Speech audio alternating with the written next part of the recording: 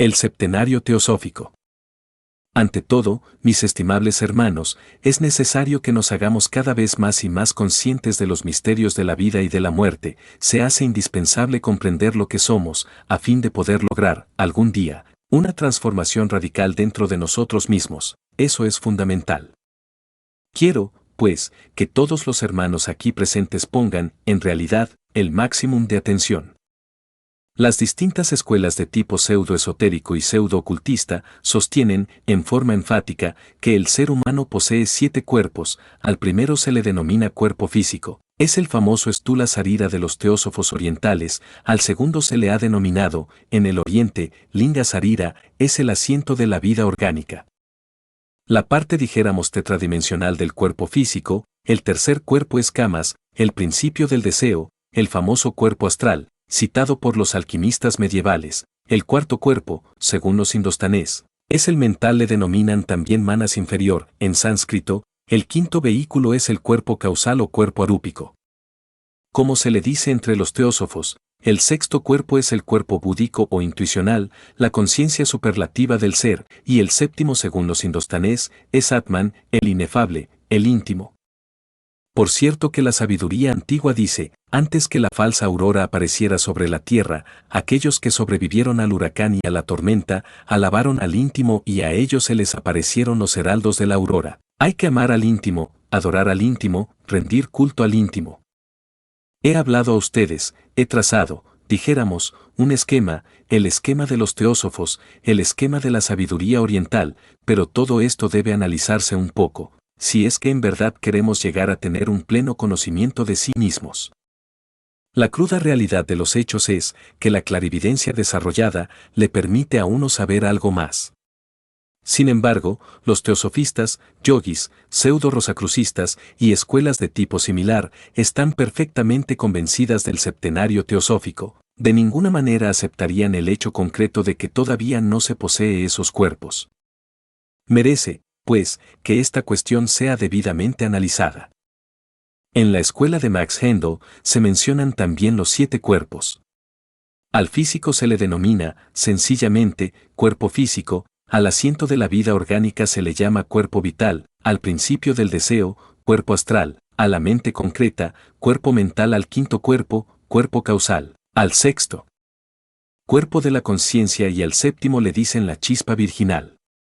Cualquier escuela de esta época calquiana cree firmemente en el septenario teosófico. Repito, la clarividencia va mucho más lejos. Voy a comunicarles a ustedes, personalmente, el resultado de mis investigaciones, sin tener en cuenta para nada las afirmaciones de tipo teosofístico, pseudo-rosacrucistas, etcétera, etcétera, etcétera. Bien saben ustedes, entre paréntesis, que existen múltiples escuelas y cada escuela tiene derecho a sostener sus tesis, es obvio. Yo, me apartaré por un momento de las escuelas para mencionarles a ustedes el resultado de mis investigaciones. Por mí mismo, he visto que los desencarnados que poseen cuerpo astral, obviamente también poseen una personalidad definida, personalidad astral, es claro, personalidad que continúa después de la muerte. Mas me doy cuenta de que no todos los seres humanos poseen un cuerpo astral. Los que lo poseen, lo tienen, ese cuerpo astral, en el mundo astral, parece un vehículo real, de carne y hueso, es un cuerpo definido, con sus órganos, con su fisiología, con su patología, con su ultrabiología, etc. Mas los que no poseen tal cuerpo, uno sabe en el mundo astral que no lo poseen, que no lo tienen, tales criaturas parecen meros fantasmas sonambúlicos moviéndose precisamente en la quinta dimensión, es decir, en la eternidad, en el astral. Claro, lo que estoy diciendo, en modo alguno podría ser comprobado por los sentidos de percepción externa. Estoy hablando algo que no cabe dentro del mundo de los 5 sentidos, algo que solamente puede ser evidenciado, verificado en el mundo astral y con sentidos diferentes. ¿Qué es lo que continúa?, decía yo anoche al auditorio, después de la muerte. Obviamente dije, en el desencarnado que posee un cuerpo astral, continuará tal cuerpo, pero no todos, repito, aunque me vuelva cansón con tanta repetición, poseen dicho vehículo. Entonces, lo que continúa en la mayoría de las gentes después de la muerte, es el ego. Hay que hacer, pues, una clara diferenciación entre lo que es el ego y lo que son los cuerpos existenciales superiores del ser. Concretando esta vez el punto astral, diría, hacer clara diferenciación entre el ego y el cuerpo astral, pues son distintos. Pero me temo que aún a pesar de estar explicando esta cuestión como la estoy explicando, tal vez no he logrado, o no haya logrado todavía que ustedes me vayan entendiendo completamente. Necesitaremos ilustrar esto con alguna experiencia vívida. Conocí un caso magnífico, un hombre que dirigía un numicial gnóstico, entre paréntesis, aquí estamos en un numicial, eso es obvio. Aquel hombre nosotros, no podemos negarlo, tenemos cierta se veía muy devoto y en verdad amaba a la gnosis. Una vez que hubo desencarnado, me propuse investigarlo con las facultades supranormales en la quinta coordenada, es decir, en la quinta vertical. Ese término y afirmaciones puede que moleste a los ignorantes ilustrados, pero ustedes son sinceros y están aquí para escucharme, y claro, yo estoy aquí para explicarles, para hablarles. Quiero, pues, que nos pongamos de acuerdo en todos estos términos, a fin de que haya comprensión. Hay sistemas que le permiten a uno abandonar el cuerpo físico a voluntad, por medio de la hipnología, también se consigue. Si ponemos a alguien en estado hipnótico, ya en trance, mediante la voluntad es posible extraer su conciencia de entre el cuerpo físico, entonces el hipnotizado podrá ver, oír, tocar y palpar realidades que no pertenecen al mundo tridimensional de Euclides. Mas, francamente, no utilizo el sistema de la hipnología por considerarlo demasiado residual, incipiente, ciencia apenas como para parvulitos. Nosotros vamos más lejos, podemos, repito, ya mediante la catalepsia o por procedimientos sintéticos específicos, científicos, abandonar el cuerpo físico para explorar la vida en los mundos superiores. Si les digo a ustedes que puedo hacerlo, no se extrañen, pues soy el presidente fundador del movimiento gnóstico cristiano universal y a muchos he enseñado esa ciencia y a muchos la enseñaré en lo futuro. Así que en cualquier instante abandoné el cuerpo físico para investigar a mi amigo, el director de un grupo gnóstico, el sacerdote esoterista de un numicial. Con dolor, he de decir, que bien pronto lo encontré en estado, dijéramos, sonambúlico. Parecía aquel hombre un sonámbulo, la palabra hombre me parece exagerada, si dijera fantasma, tal vez sería más exacto. Caminaba, sí, por las calles de una gran ciudad. ¿Cuál? La de aquella ciudad donde él viviera antes de desencarnar. Su aspecto no era precisamente muy hermoso, revelaba el estado de descomposición del cadáver. Le toqué y le hallé demasiado helado, frío. Ciertamente aquel hombre, y repito, uso esta vez la palabra hombre en una forma convencional, no había trabajado jamás con el fuego sagrado.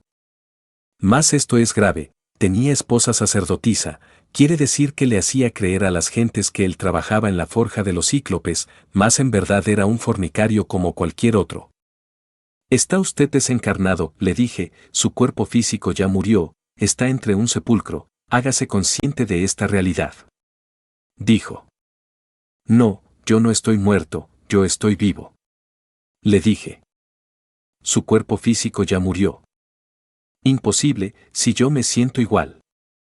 Bueno, hagamos un experimento, mírese en un espejo. Pasábamos en ese instante, yo en mi cuerpo astral y él como fantasma entramos a un lugar donde había un espejo. Mírese, vea su rostro. Se miró en aquel espejo, y se vio, un espejo astral, claro está, parecía un espectro reflejado en el cristal. Salió de aquel lugar y le dije. ¿Quiere convencerse? ¿Todavía no lo cree, a pesar de haberse mirado en el espejo de que usted está muerto? Imposible, yo no puedo creer que esté muerto. Bueno, hagamos una cosa, de un salto alargado con la intención de flotar en el ambiente circundante y verá que puede flotar, con eso usted se convencerá de que sí está muerto, porque en el mundo físico reina la ley de la gravedad, allí da uno un salto y cae al suelo, pero en el mundo astral reina la ley de la levitación, los cuerpos flotan. Dijo. Bueno, voy a hacerlo, a ver si eso es cierto, de que yo estoy muerto, porque no lo creo. Bueno, del salto. El hombre dio un salto largo, prolongado, con la intención de flotar en el ambiente circundante, un fantasma flotando, pero pronto se le vino a su mente calenturienta, una mente torpe, la idea de que podría irse de cabeza, En instantes de estar flotando y convirtió aquello en realidad. Tal idea se volvió un hecho, de cabeza se fue, entonces se clavó pues en tierra, con la cabeza hacia abajo y las piernas hacia arriba, formando el signo de la pentalfa invertida. En esos instantes le dije: usted es el que en su mente se ha forjado la idea de que puede irse de cabeza. Todo era en vano. Afloraron, en aquel fantasma, distintas formas animalescas, una parecía un toro furioso, dije, el demonio de la ira, otra, un perro furioso, lascivia, otra, un caballo iracundo que trotaba, lujuria, etcétera, etcétera, etcétera. Distintas bestias inhumanas surgían de allí, de aquel fantasma, los diversos yous de que tanto hablamos anoche, en nuestra plática y que son una realidad. Bueno, no todos los aquí presentes estuvieron en la plática de anoche, pero creo que sí han oído hablar del yo pluralizado y de los diversos yous que hay que disolver, entre paréntesis. Al fin, hube de alejarme, pues, de aquel pobre fantasma múltiple, porque era ya la hora de regresar a mi cuerpo físico. Era un fantasma y nada más que eso, es distinto al que tiene un cuerpo astral. Así que hay que hacer una diferenciación entre el que tiene un cuerpo astral y el que no lo tiene. Por ahí vamos viendo ya de que el septenario teosofista realmente no lo tiene todas las gentes, es absurdo suponer que todo el mundo sea un septenario ya hecho. Hay exageración en esto, hay falta, dijéramos, de análisis en las afirmaciones de tipo pseudo-esoterista y pseudo-ocultista. Nosotros debemos ser más profundos, más analíticos. Continuemos con el cuerpo de la mente, esa es otra especie de dogma indeliano, steinerniano, blavatskiano, etcétera, etcétera, etcétera, y otras tantas hierbas. Manas inferior, mente concreta, ¿pero qué es esto? Vaya, vaya. ¿De dónde van a sacar todos los humanoides mente, cuerpo mental? Pues, están exagerando la cuestión. Yo no niego que los maestros de la fraternidad de la luz interior posean un cuerpo mental individual, negarlo sería un absurdo, pero tampoco afirmo que todos los humanoides que pueblan la faz de la Tierra ya posean el cuerpo mental. Que no se exageren las cosas. Las escuelas con personalidades kalkianas de esta época no solamente ignoran, y eso es lo más grave, sino además ignoran que ignoran, no solamente no saben, sino además, ni siquiera saben que no saben y eso es doloroso. ¿Mente individual? Ese es un lujo que muy pocos pueden hallar, que muy pocos pueden tener. Si hacemos reconsideraciones de fondo, podemos evidenciar, por sí mismos, que la mente que tenemos parece un veleta, gira de acuerdo con la onda, oye un pensamiento, al rato otro, tan pronto afirmamos como negamos. Estamos llenos de terribles contradicciones. Si tuviéramos una mente individual, sería imposible que fuéramos tan paradójicos, que nos contradijéramos tanto a sí mismo de momento en momento. Nosotros sabemos que nos contradecimos demasiado, pero nos la arreglamos autoengañándonos, con el propósito de no parecernos locos a sí mismo. Siempre encontramos un justificativo o una evasiva para nuestras queridas justificaciones. Sí, es que como yo no había madurado bien esta idea, por eso pensé, así, hoy pienso diferente. O es que ya analicé mejor la cosa y el negocio que pensaba hacer ya no lo hago, etcétera, etcétera, etcétera. Siempre algún malabar hacemos con el entendimiento para autoengañarnos, pues no tenemos ganas de pensar que somos locos, eso nos disgusta horriblemente. La realidad es que mente individual es muy difícil hallarla. Hay que fabricarla y la gente no la ha fabricado, lo que tenemos son mentes y esto es diferente. Dentro de nuestra persona humana, si humana se puede llamar, entre paréntesis, cosa que pongo en tela de juicio, viven muchas personas de tipo psicológico. Observemos las contradicciones, vamos a comer, y decimos, voy a comer, más de pronto, nos asalta otra idea, nos asalta una idea que sale del yo del movimiento y dice, no, no voy a comer todavía, voy a ir a tal o cual lugar. Tal idea puede ser también saboteada por el yo del intelecto y dice, pero bueno, ¿a qué voy a tal lugar? Mejor me siento a leer el periódico. Vean ustedes, en riña 3 personas, la del estómago, que quiere comer, la del movimiento, que no quiere comer todavía y como tercera en conflicto, sale la del intelecto. Entonces quiere decir que dentro de nuestra persona psicológica existen muchas personas, eso es obvio, pero más no se trata de personas meramente insubstanciales o cosas así por el estilo. Son personas psicológicas con realidad, que existen en el espacio psicológico. Si aceptamos que existe un espacio tridimensional, debemos aceptar también que existe el espacio psicológico, esto es incuestionable. Dicen que Jesús, el gran Kabir, sacó del cuerpo de María Magdalena 7 demonios, indubitablemente se trata de los 7 pecados capitales: ira, codicia, lujuria, envidia, orgullo, pereza y gula, etcétera, etcétera, etcétera. Si multiplicamos esos 7 por otros 7 y otros tantos 7 más, llegaremos a la conclusión que dentro de nuestra persona existe legión. En el Evangelio, el poseso aquel a quien Jesús se dirigiera, exclamó: mi nombre es Legión, el nombre de cada uno de nosotros es también Legión, somos Legión. Así lo dice el Evangelio, yo lo repito porque así es. Legión, ¿pero legión de qué? ¿De demonios? Obviamente que sí, pues no somos unos santitos. ¿Quién podría negar que dentro de nosotros existen los 7 pecados capitales y otros más? Ya Virgilio, el poeta de Mantua, en la Eneida, obra extraordinaria del clasicismo latino, dijo: aunque tuviéramos 1000 bocas para hablar y paladar de acero, no alcanzaríamos a enumerar cabalmente todos nuestros defectos psicológicos. Así, pues, que no somos precisamente unas mansas ovejas, ¿verdad? Pues cada uno de esos demonios que dentro llevamos tiene su propia mente, entonces tenemos muchas mentes, eso es indubitable. Pero una mente individual, un cuerpo mental, tal como lo enseña el teosofismo oriental o como lo enumera Max Hendo, el fundador de la Ocean Sand, en San Francisco de California, no, la humanidad actual no la tiene. Pero, ¿en qué me baso yo para estar haciendo estas afirmaciones tan enfáticas a un auditorio aquí tan respetable?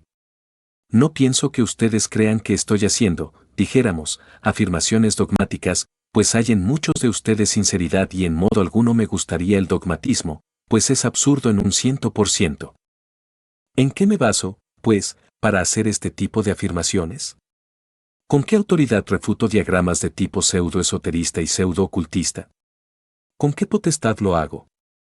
En nombre de la verdad les digo que uno debe dar testimonio de lo que sabe, y aquí estoy, ante ustedes, para dar testimonio de la verdad. Fuera del cuerpo físico he investigado a fondo esta cuestión de la mente, la he estudiado detenidamente. Alguna vez, precisamente, estando con M.R. Ledbetter, que fue uno de los teosofistas más excelentes de finales del siglo pasado y principios del presente, autor de muchas obras, entre ellas, La vida interna, los chakras, etc., hube de pasar por una vivencia formidable. Entonces, M.R. Ledbetter me dijo: nosotros aquí, en los mundos internos, tratamos de ayudarle, a fin de que usted pueda entregar el mensaje que se le va a dar aquí, que lo pueda entregar a la humanidad, allá en el mundo físico. Sí, M.R. Ledbetter, le dije, ¿y qué me dice usted de las obras que usted escribió? Ah, eso no tiene la menor importancia.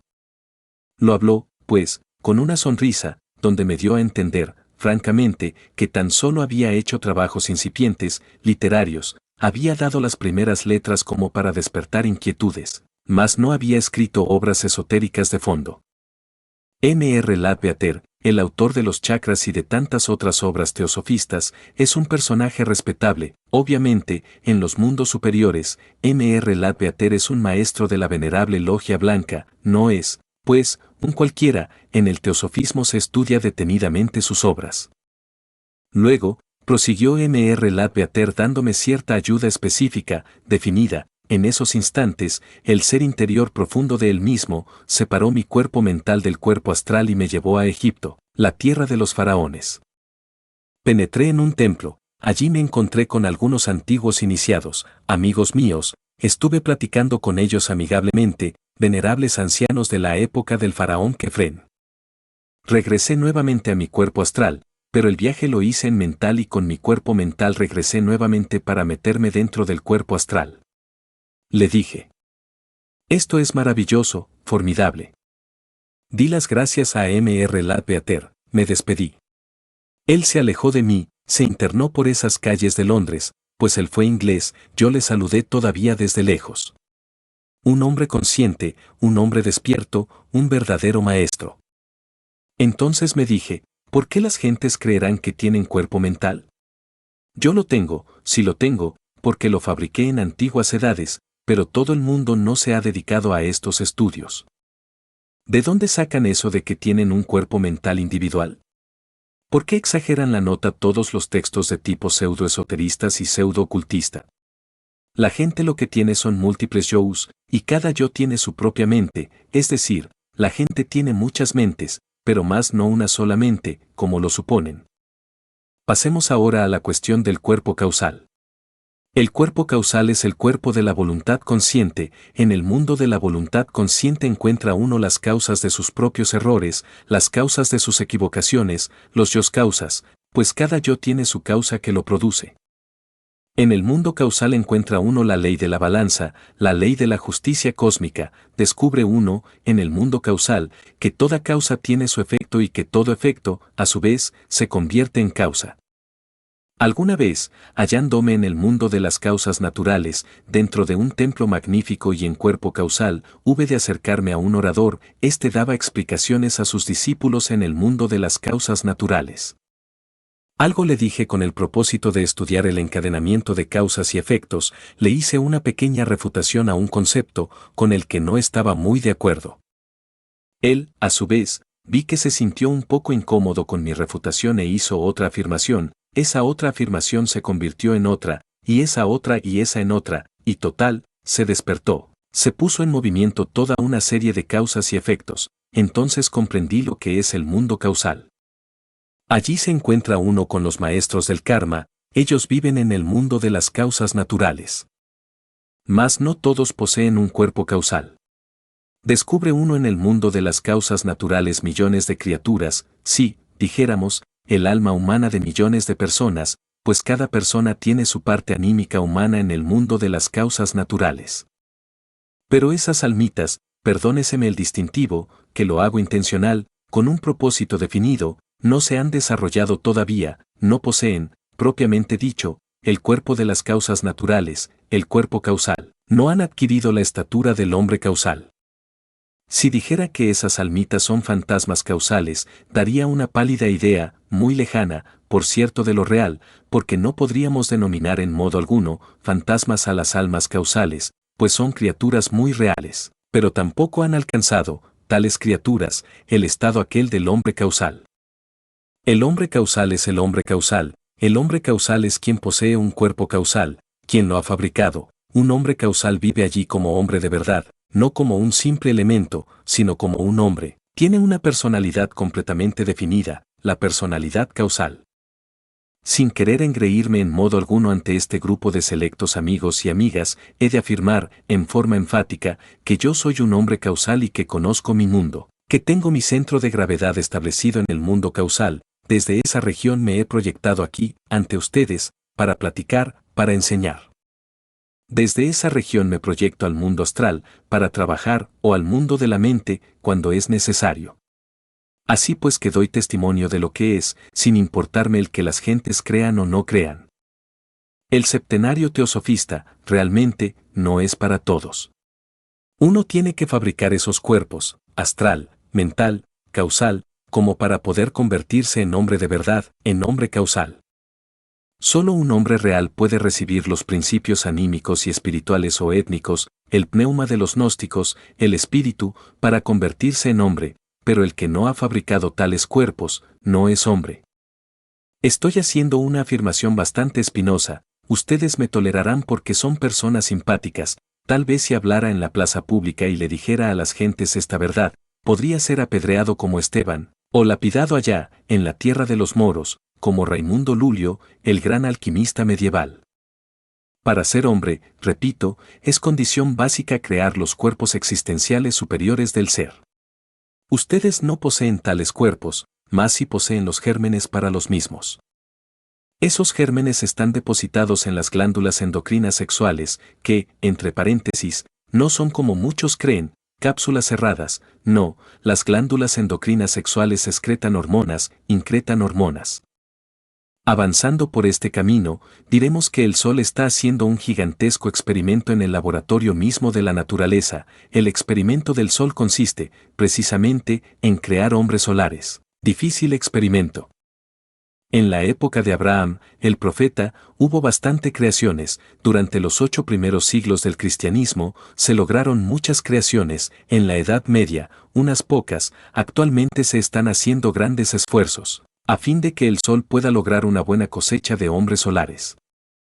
No es cosa fácil convertirse en hombre solar. Se necesita, ante todo, de cooperar con el experimento solar. Se requiere de la disponibilidad al hombre. Solo así, tales gérmenes podrían desarrollarse. No aseguramos que en todos los casos dichos gérmenes se desarrollen, lo normal es que se pierdan, mas si cooperamos con el sol, podremos lograr tal desarrollo. Ahí está el germen para el cuerpo astral, en esas glándulas endocrinas del sexo, está el germen de la mente y el germen del causal, pero para que esos gérmenes puedan desarrollarse, se necesita de tierra fértil. Obviamente, si el terreno es fértil, los gérmenes germinarán, mas si no lo es, se perderán. Si experimentamos con glándulas, dañamos el terreno para el desarrollo de los gérmenes. Los trasplantes glandulares, los experimentos con diversas hormonas, los ensayos con tiroxina, etcétera, etcétera, etcétera, indubitablemente, alteran el terreno humano, el cuerpo orgánico impidiendo la germinación de tal simiente y esto es gravísimo. Sin embargo, los científicos están convencidos de su ciencia, creen que los trasplantes, los ensayos con hormonas, los cambios de glándulas por glándulas de mono, etcétera, etcétera, etcétera, son un gran adelanto, lo cual en el fondo resulta risible y muy falso. Bien sabemos nosotros lo que son las hormigas. Uno se admira cuando observa un palacio de hormigas, qué organización tan perfecta. Mas lo único que siente uno es un poco de dolor, al saber que todo aquello se hace automáticamente. No hay duda de que en un pasado antiquísimo, que deviene por allá de la época primaria y secundaria, las hormigas fueron una raza humana, establecieron ese orden social a base de tremendas dictaduras sangrientas, eliminaron los principios religiosos, por considerar que les saboteaban el orden dictatorial. En un principio se necesitó del guante de hierro de un Stalin, hablo en forma símil, pues no quiero concretar a Stalin como personalidad y a través del tiempo, los movimientos fueron haciéndose automáticos. Como quiera que la inteligencia se atrofió, todos los movimientos se heredaron de padres a hijos, se hicieron ensayos glandulares de toda especie que alteraron la morfología humana, pasando por distintos procesos involutivos. Aquella raza se fue empequeñeciendo más y más. Y su morfología alterándose involutivamente cada vez más, hoy son lo que son. Así pues, ¿qué? Esas criaturas involucionaron en el tiempo, marcharon de acuerdo con la ley de la entropía universal. Quienes ven las cosas superficialmente, las mentes huecas y estériles, los pozos de agua no profunda, pueden plenamente reírse de tan insólita declaración, mas la verdad es la verdad y hay que decirla, cueste lo que cueste. No es posible que los gérmenes para el hombre se desarrollen en terrenos no fértiles, el organismo hay que mantenerlo en buen estado, a fin de que esos gérmenes para el hombre se desenvuelvan armoniosamente. Crear tales cuerpos es posible cuando uno conoce a fondo la alquimia sexual. Los viejos alquimistas medievales nos hablan de la sal, del azufre y del mercurio, los griegos en su, del arché sal en los mundos. El arché de los griegos, o archeus, como también se le dice, está formando por esas tres sustancias universales que son la sal, el azufre y el mercurio. Sal, azufre y mercurio existen en toda substancia. Si descomponemos el hierro, por ejemplo, descubrimos ahí sal, azufre, el fuego y el mercurio, que son sustancias fundamentales, lo mismo podríamos hacer con cualquier otro metal. Así tenemos que el arché, por ejemplo, o archeus de los griegos, tiene sal, azufre, mercurio. Cualquier unidad cósmica que surja a la vida, cualquier mundo que nazca de entre la gran matriz universal, sale de la sal, del azufre y del mercurio, es decir del archeus, eso es obvio. Más si tenemos en cuenta que tal como es arriba es abajo, que lo microcósmico es similar a lo macrocósmico, entonces decimos lo siguiente: si queremos fabricar los cuerpos existenciales superiores del ser dentro de cada uno de nosotros, se necesita fabricar también otro archeus, pero un archeus propio, individual, formando con sal, azufre, mercurio, porque tal como es arriba es abajo, tal como es abajo es arriba. ¿Queremos tener los cuerpos astral, mental y causal? fabriquemos el arché dentro de nosotros mismos. ¿Quiere la inteligencia universal crear un nuevo sistema solar? Tienen que fabricar el arché allá arriba, en el espacio interplanetario, tal como es arriba, es abajo. Mas todo esto requiere cierto análisis didáctico cuidadoso, cierta explicación dialéctica de fondo, a fin de que no se formen confusiones en el entendimiento. Obviamente, debemos explicar, hay que decir el modo, la manera de fabricar el arché, pues de ahí vamos a sacar los cuerpos existenciales del ser, los cuerpos que nos van a convertir en hombres de verdad. Nada ganaría con darles a ustedes todas estas explicaciones si no les enseñara a fabricar el archeus. Ustedes tienen que saber cómo se fabrica, de lo contrario, esta plática resultaría muy ilustrativa pero sin una aplicación práctica. Sal, azufre y mercurio, fundamentos del arché. ¿Qué es la sal? Jesús el Gran Kabir dijo, si la sal se degenerara, con que se adobarían los alimentos, más o menos, vosotros sois la sal de la tierra, pero la sal, dice él, que está degenerada, solamente servirá para las tinieblas exteriores, donde se oye el llanto y el crujir de dientes. Cada uno de nosotros es la sal de la tierra. Sí, homeopáticamente y aún más, desde el punto de vista bioquímico, sabemos que existen en nosotros 12 cells, entiendo que esas 12 cells están relacionadas con los 12 signos zodiacales. En bioquímica se usan mucho las 12 cells. Bien, entonces nuestro cuerpo humano, en el fondo, tiene por base la sal, como substancia fundamental. En cuanto al azufre, este en sí mismo es el fuego sagrado, y el mercurio es el alma metálica del esperma, del exoeari, es el azogue transmutado. Mercurio lo hay en todo, es la materia básica de la gran obra. Si transmutamos, por ejemplo, la libido sexual, obtendremos mercurio, si conseguimos, por medio de la transmutación sexual, transformar el esperma en energía, esa energía es el mercurio de los sabios. Indubitablemente, la preparación del mercurio en alquimia siempre fue muy cuidadosa, nunca los sabios dijeron cómo se preparaba el mercurio, pero hoy debemos tener el valor de decirlo. No sería posible conseguir mercurio filosofal si no conociéramos la ciencia de la transmutación de la libido sexual. El fundamento de la transmutación está en el arcano AZF, dicho arcano está depositado entre los tesoros mismos del Aryavarta Ashram. Mucho se ha hablado sobre el Aryavarta Ashram en las tierras tibetanas, obviamente, allí está el tesoro, se conserva siempre en secreto el arcano AZF. Sabré enseñar aquí claramente tal arcano, sin escandalizar a nadie. Diré, únicamente, que lo básico sería lograr la conexión del lingam yoni sin eyaculación del ens seminis, dentro del cual, como dijera Felipe Teofrasto Bombasto de Oeneim, aureola Paracelso, se encuentra todo el ens virtutis del fuego. El lingam, como órgano generador, es el palus griego. En cuanto al yoni u órgano femenino, está representado siempre por la urna sagrada de los grandes misterios, por el Santo Grial, por la copa de plata de Benjamín, por el vaso de Hermes Trismegisto, etc. En la India Shiva como tercer logos, tiene hermosos atributos, bien sabemos lo que son los atributos de Shiva o sus símbolos fundamentales, el lingam negro embutido en el yoni metálico. Los Sivaitas, esoteristas tántricos, tienen que conocer estos misterios. En todo caso, mediante la transmutación del exoeari o esperma sagrado, deviene el alma metálica del mismo, que es el mercurio, esa energía que asciende por ciertos canales nerviosos hasta el cerebro. Cuando tal energía recibe el fuego, cuando es alimentada por el azufre, el arché se crea inevitablemente. De manera que el mercurio debe ser fecundado por el azufre, el fuego sagrado del Espíritu Santo en nosotros, y las operaciones del fuego, del azufre, y del mercurio sobre la sal, son espléndidas, queda formando el exoeari. Nuevas combinaciones, nuevas operaciones, progresivas siempre, en forma dialéctica, hacen que la sal, animada por el azufre y el mercurio, asuma formas extraordinarias y se convierta en el cuerpo astral.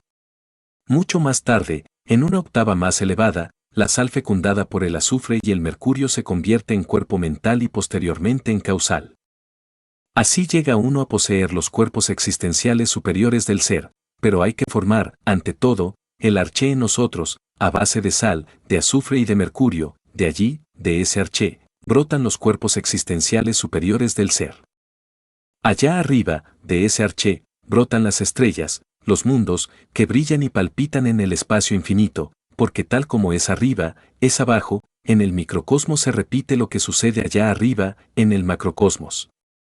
Hermanos, ha llegado la hora de comprender a fondo todo esto, profundamente y en todos los niveles de la mente. Solo creando los cuerpos astral, mental y causal nos convertimos en hombres de verdad.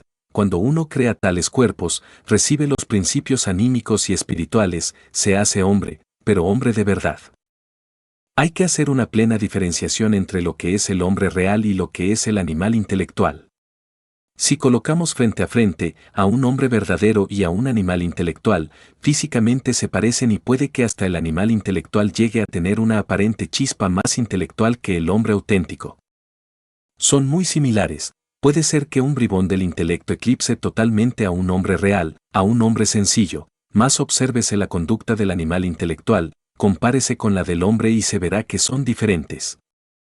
El hombre tiene un altísimo sentido de responsabilidad moral, el animal intelectual no lo tiene, el hombre no es fornicario, no se atrevería jamás a derramar el vaso de Hermes Trismegisto. El 3 veces grande dios Ibis de Tot, el animal intelectual se reproduce como bestia, actúa como bestia, vive como bestia, aunque se vista elegantemente.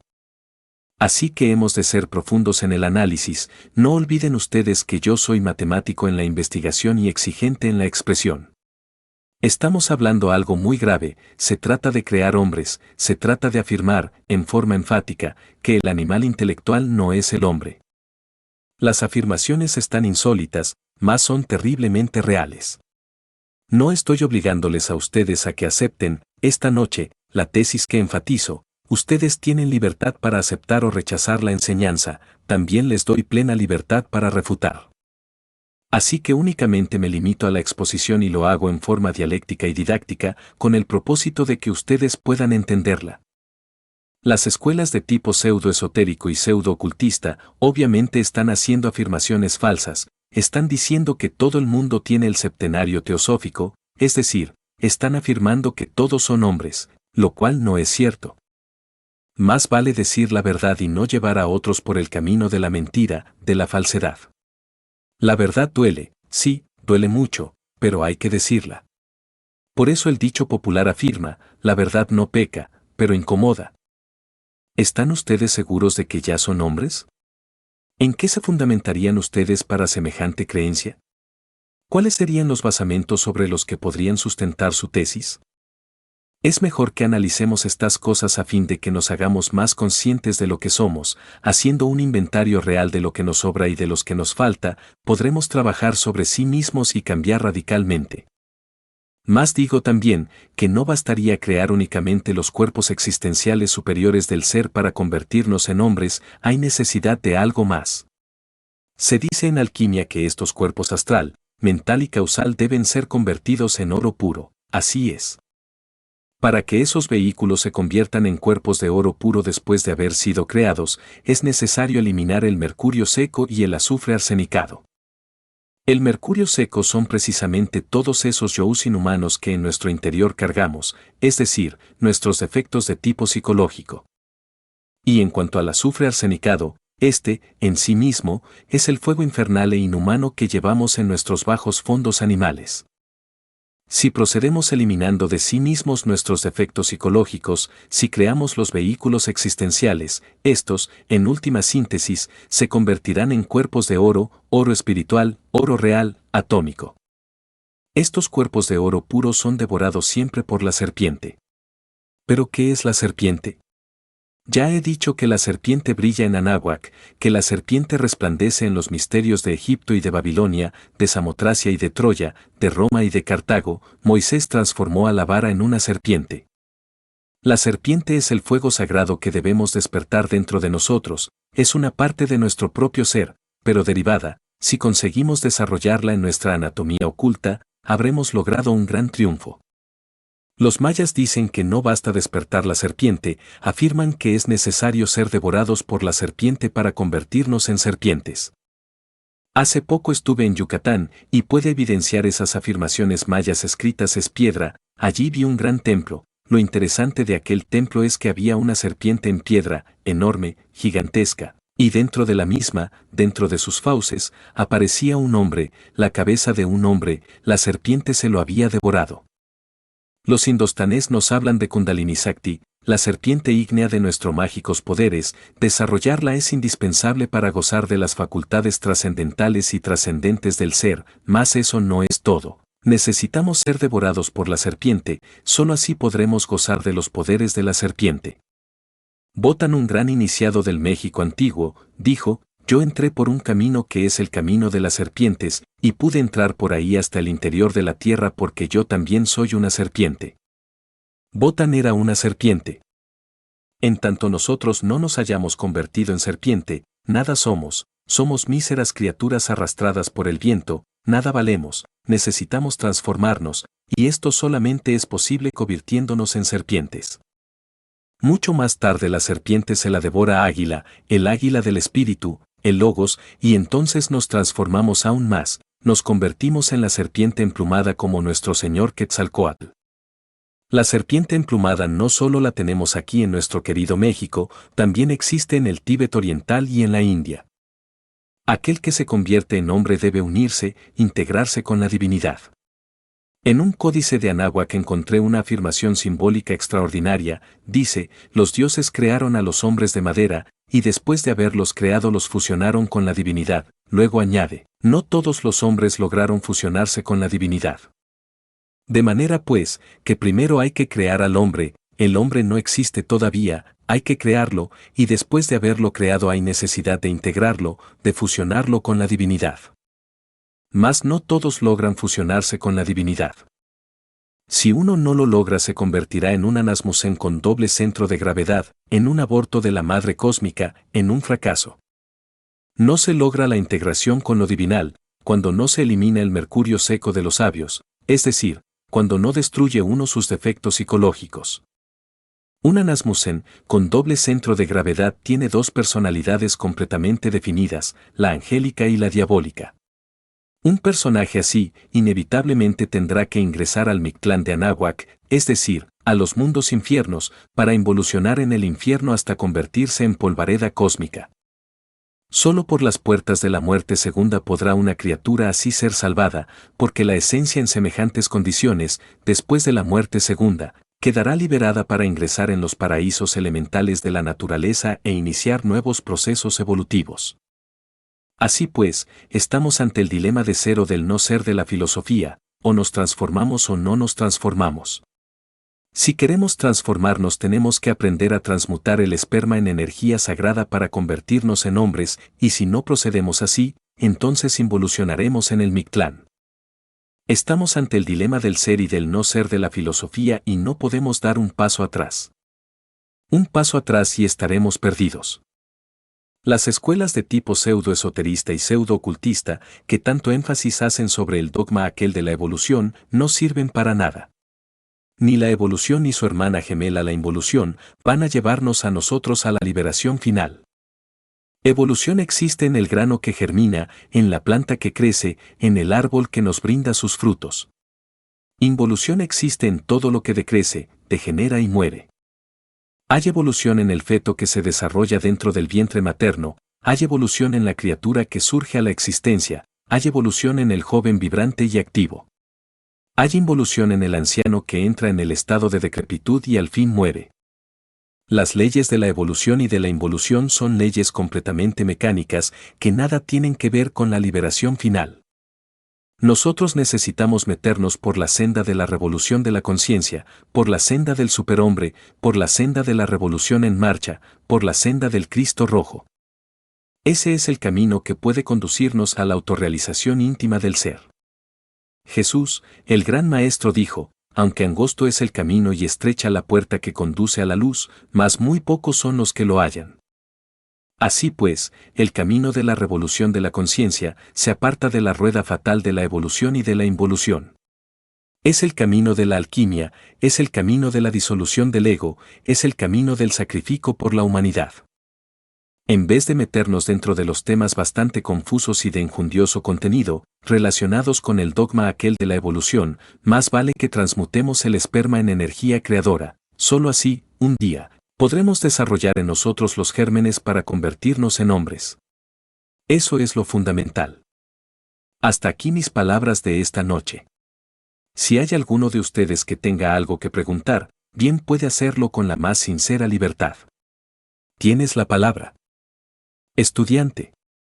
Quisiera que tuviera la bondad de explicar sobre el Cristo rojo. Maestro. Con mucho gusto daré la explicación sobre el Cristo rojo, antes hablaré sobre el Cristo blanco. Las diversas sectas religiosas quieren hacer del Cristo cósmico un personaje afeminado y bobalicón, un personaje de cuadros, de beatos y tonterías por el estilo, quieren presentarnos a un eunuco, a un hombre sin sexo, medio afeminado. Lo cual es absurdo en un 100%. Porque si quieren con ello referirse al Cristo histórico, a Jesús el Gran Kabir, están perfectamente equivocados. Porque Jesús el Gran Kabir tuvo su esposa, viajó por el Mediterráneo, estuvo en la India, hay documentos que atestiguan hoy en día, que duró viviendo 12 años en el Tíbet oriental. Era un hombre de verdad y un Dios al mismo tiempo, un hombre en el sentido más completo de la palabra. Después de muchos viajes regresó a la Tierra Santa, para cumplir con la misión que se le encomendara, cual fuera el abrir el camino de la iniciación, públicamente, para todos los seres humanos. Así pues, no coinciden las afirmaciones de las gentes ultramodernas con la realidad del Cristo histórico. Mas no pensemos exclusivamente en el Cristo histórico, pensemos ahora en el Cristo íntimo, el Cristo de perfección que hay que buscar dentro de nosotros mismos aquí y ahora. El Cristo íntimo es lo que cuenta, Él tiene que nacer en nosotros cuando lo hayamos merecido, cuando hayamos creado los cuerpos existenciales superiores del ser mediante la alquimia sexual. La historia dice que nació en Belén, cuando la aldea de Belén en aquella época no existía. Si examinamos a la luz de la etimología la cuestión Belén descubriremos lo siguiente: Bel es un término caldeo que nos recuerda a la Torre del Fuego. Y la aldea de Belén no existía en la época del Gran Kabir, según lo atestiguan las cronologías más antiguas. Así pues, es simbólico aquello de que nació en Belén.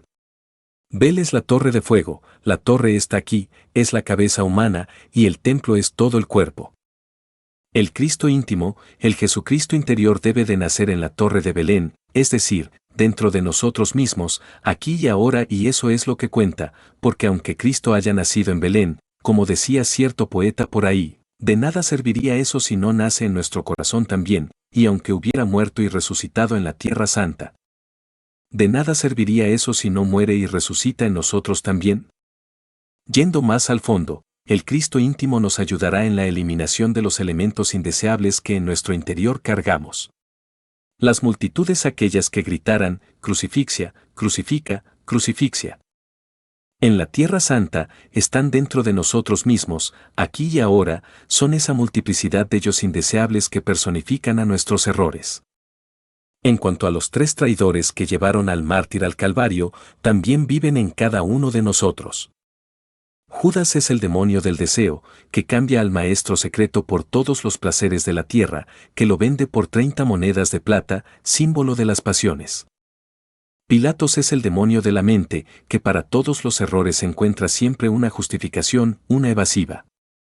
Caifás es el demonio de la mala voluntad, el sacerdote que prostituye el altar, que vende los sacramentos, que fornica con las devotas. Sacerdotes así los hubo en muchos tiempos, los hubo en Babilonia, los hubo en Roma, etcétera, etcétera. Al hablar de sacerdotes no me refiero exclusivamente y en forma enfática a tal o cual secta religiosa, yo sé respetar las sectas, no, hablo del sacerdocio en forma mundial, y hay muchas formas de sacerdocio. En todo caso, el Cristo íntimo pone al sacerdote como pastor a apacentar sus ovejas, si éste vende los sacramentos o prostituye el altar, se convierte en un Caifás. Los 3 traidores crucifican al Cristo íntimo. Y el Señor de perfecciones debe de vivir todo el drama cósmico, tal como está estipulado en los 4 evangelios, dentro de nosotros mismos, aquí y ahora. Al fin, el Señor es crucificado íntimamente y eso lo sabe cualquier clarividente iluminado, posteriormente depositado en su tumba de cristal, dentro de sí mismo, en el fondo mismo de nuestro corazón. Así, el alquimista, trabajando febrilmente en la gran obra eliminando sus defectos psicológicos, consigue que el Señor resucite en él y él en el Señor. Así pues la resurrección ha de hacerla aquí y ahora y en vida, no para dentro de unos tantos millones de años, ahora mismo, aquí mismo, ahora. Cuando el Señor se viste con el púrpura de los reyes es porque ha triunfado, porque ha vencido las tinieblas dentro de sí mismo, porque con su propia muerte ha matado a la muerte. Se dice que es el Cristo rojo, porque es fuego y luz. Así pues, nosotros debemos pensar en el Cristo rojo que vive dentro del superhombre, eso es lo que cuenta. ¿Hay alguna otra pregunta? Estudiante. Maestro, ese Cristo íntimo que está dentro de nosotros, a pesar de la miseria, de toda la carroña que lo cubre, ¿reconoce en un tiempo que es el efecto de una causa? Maestro. El Cristo rojo, cuando encarna en nosotros no solamente conoce los efectos, sino también las causas. El Cristo, en sí mismo, sabe que cada uno de nuestros shows, de nuestros efectos psicológicos, deviene de causas originales de causas equivocadas. Él trabaja sobre las causas del error y alterando tales causas altera el error. Lo elimina. Si no se trabajara sobre la causa, el defecto no desaparecería. Él trabaja sobre las causas para poder eliminar los efectos que equivocados. Así es como el Cristo rojo nos libera. Pero no pensemos que el Cristo es efecto, bien sabemos nosotros que el Cristo en sí mismo está más allá de las causas y de los efectos. Él es, lo que siempre ha sido y lo que siempre será. Distingamos claramente entre el orden causativo, entre la armonía de causas y efectos, entre la concatenación o eslabonamiento y lo que es el Cristo. A Él no le podemos considerar como el efecto de una causa. El Cristo, es el INRI, es el Abraxas de los antiguos gnósticos, es el fuego devorador del universo, es la asignatura astral del fuego, es el fuego del fuego, es la llama de la llama. No es efecto de ninguna causa, es, lo que siempre ha sido y lo que siempre será, es la vida que palpita en cada átomo como palpita en cada sol. ¿Alguno de ustedes tiene otra pregunta más? Estudiante. Maestro, nos quiere platicar, por favor, ¿cuál es la diferencia entre cuerpo existencial y cuerpo solar? Maestro. Los cuerpos existenciales superiores del ser son los mismos cuerpos solares, no hay ninguna diferencia, son los mismos. Bien podemos denominar los cuerpos solares o bien podemos denominar los cuerpos existenciales, pero es lo mismo, no hay ninguna diferencia. ¿Alguna otra pregunta? Los que no estén de acuerdo con estas afirmaciones insólitas tienen también derecho a refutar, siempre y cuando no hagan dialéctica. Estudiante. Maestro, ¿la chispa que existe en cada uno de nosotros es una emanación del gran todo? Maestro. Pues, la chispa virginal en sí misma, incuestionablemente deviene de la gran hoguera, de la gran llama, es una emanación, dijéramos, del eterno Padre Cósmico común. Hagamos una plena discriminación o diferenciación entre Elohim y Elohim. Elohim está formado por el ejército de la voz, por la gran palabra, por el Oe-Ohu. Elohim es el andrógino divino, o los andróginos divinos, porque Elohim, en sí mismo, es una palabra que significa dioses y diosas. Bien sabemos que los Elohim son andróginos inefables, es el ejército de la voz, es el verbo de San Juan, es la chispa virginal dentro de cada uno de nosotros. Todo el conjunto del ejército de la palabra es el demiurgo creador, o logos manifestado, pero debemos también entender que, este logos manifestado, este ejército de la palabra, esta chispa divinal que en el fondo de nuestra conciencia mora, deviene originalmente de Elohim, es decir, de la divinidad incognoscible e inmanifestada. Del eterno Padre Cósmico común. Así pues, Elohim viene de Elohim. A Elohim es la seidad todopoderosa, la seidad cósmica que está más allá del cosmos, la seidad incognoscible e inmanifestada que nadie podría burilar, cincelar, alegorizar de ninguna manera. Nosotros podemos alegorizar a Elohim, tenemos derecho a simbolizar a Elohim, pero no podríamos burilar ni cincelar, ni alegorizar, ni simbolizar en ninguna forma a Elohim, es decir, a la seidad inmanifestada e incognoscible. Eso es todo. ¿Alguna otra pregunta? Bueno, si no hay más preguntas por ahora, daremos por concluida esta plática y les invitaremos entonces para mañana, a la misma hora. Todos están invitados para mañana. Paz inverencial.